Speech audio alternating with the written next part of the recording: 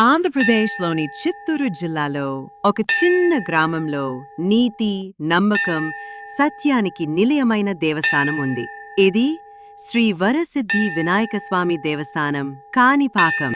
చాలా ఏళ్ల క్రితం 3 అన్నదమ్ములు, ఒకరు అంధుడు, ఒకరు మూగ, మరొకరు చెవిటి, తమ పొలం వద్ద బావి తవ్వుతున్న వేళ 3 అన్నదమ్ములు బావి తవ్వడం ఆ సమయంలో బావిలో రాయి తగిలింది. ఆ రాయి నుంచి రక్తం కారింది.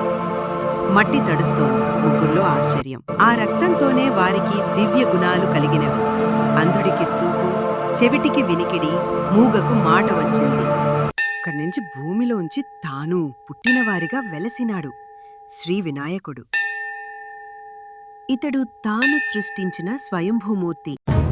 వివాదాల పరిష్కారం కోసం భక్తులు గణేశుని సమక్షంలో ప్రమాణం చేస్తారు. భక్తులు 21 రోజుల పాటు పూజలు చేస్తారు. 107 కొబ్బరికాయలతో వ్రతం చేస్తారు. విశ్వాసం అంచనాలకు మించి ఉంటుంది.